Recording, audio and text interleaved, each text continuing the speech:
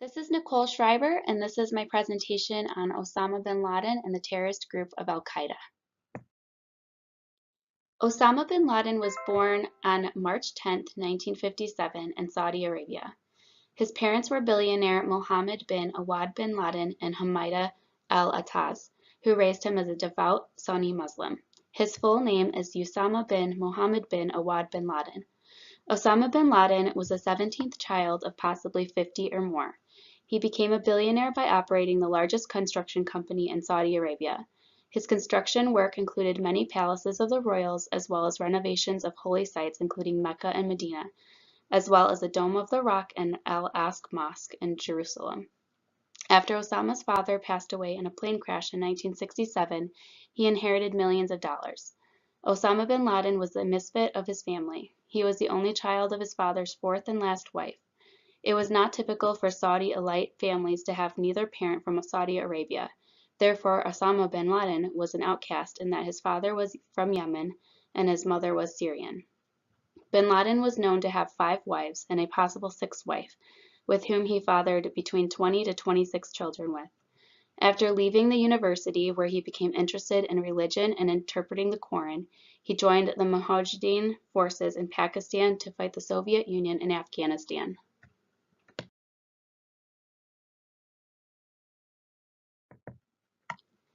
Bin Laden, the leader of Al-Qaeda, was killed on May 2, 2011, during a raid on his hideout in Pakistan.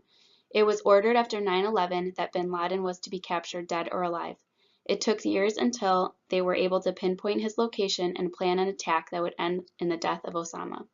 After he was killed by the U.S. Navy SEALs, his body was flown to Afghanistan to be identified, and then he was buried at sea in accordance to the Islam religion. When the Soviet troops began to occupy Afghanistan, bin Laden arrived at the Pakistan-Afghanistan border as requested by the Saudi officials in support of the resistant movement. Osama and his mentor, Abdullah Azzam, set up what was called the Office of Service to recruit jihadists. They recruited as many as 20,000 young men, and by 1986 they had set up training camps for them. This group of young men following Osama bin Laden would be the foundation of Al-Qaeda. In August of 1996, Osama bin Laden issued the declaration of war against the Americans who occupied the land of the 2 holy mosques. Within the declaration, he stated, "Muslims burn with anger at America. The presence of American forces in the Persian Gulf will provoke the people of the country and induce aggression on their religion, feelings, and prides, and pushes them to take up armed struggles against the invaders occupying the land." Osama was adamant that he would wage war against the U.S. if they did not remove troops from the Gulf region. Beginning in February of 1998, he called upon all Muslims to attack any and all Americans as their duty to their religion.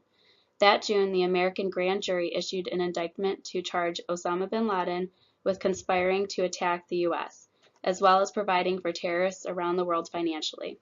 In 1999, Al-Qaeda was recognized formally as an international terrorist organization that had intentions to invoke great harm on American citizens.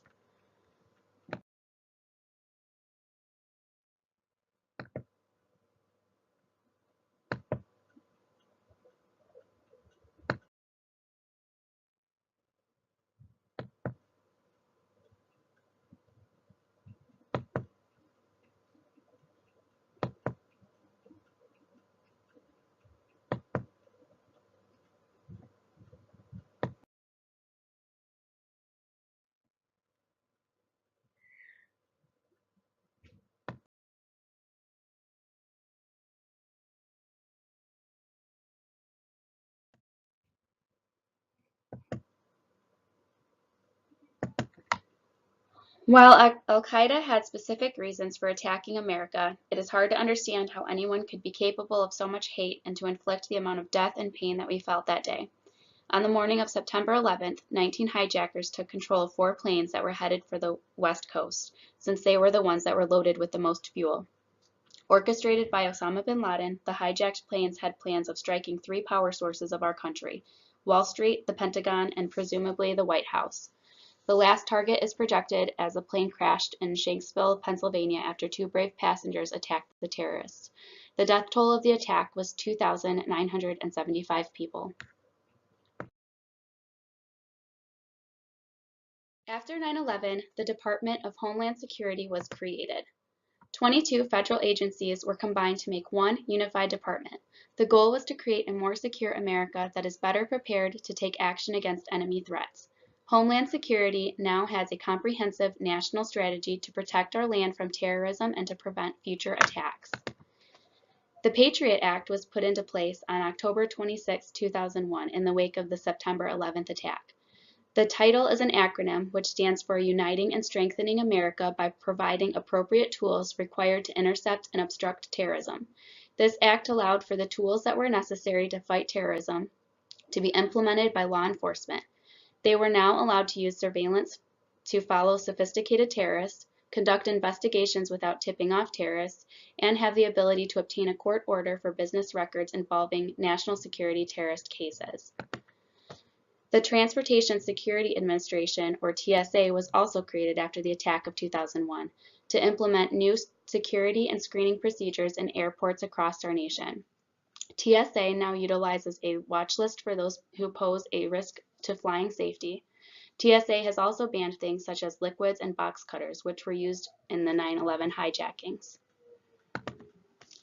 Our economy was greatly affected by this terrorist attack as well. The stock market shut down for 4 days following 9/11. This was the first time it had closed since the Great Depression in 1933. Dow suffered the greatest loss in one day, falling over 7%, and subsequently hit rock bottom in March of 2003, when it fell almost 38% below its peak.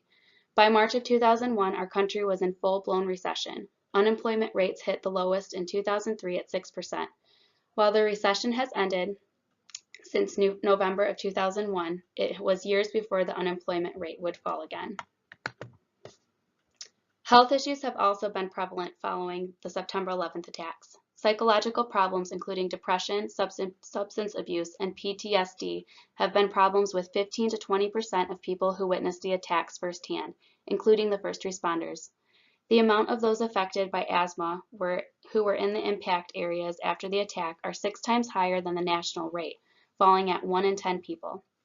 Lung function and respiratory problems have impacted the EMS, firefighters, and first responders that were directly involved with response and recovery of the World Trade Center.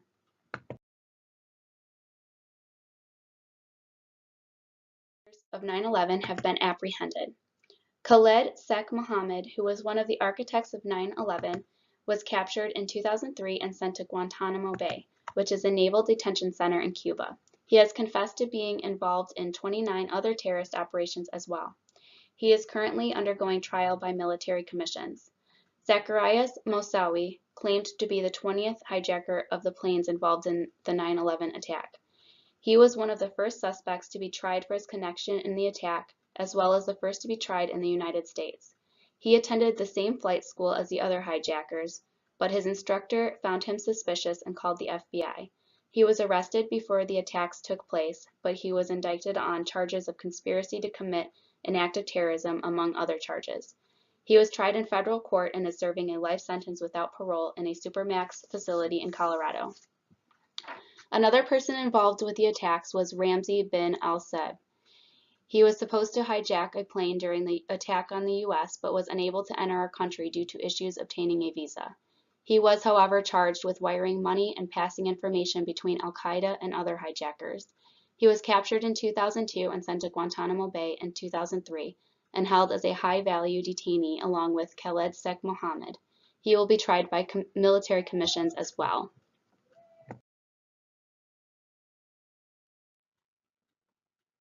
It has been 16 years since the attack that shook our country. Even though Osama bin Laden has been killed, his name and al-Qaeda are still fresh in our minds.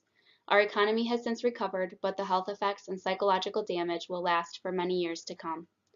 Thank you.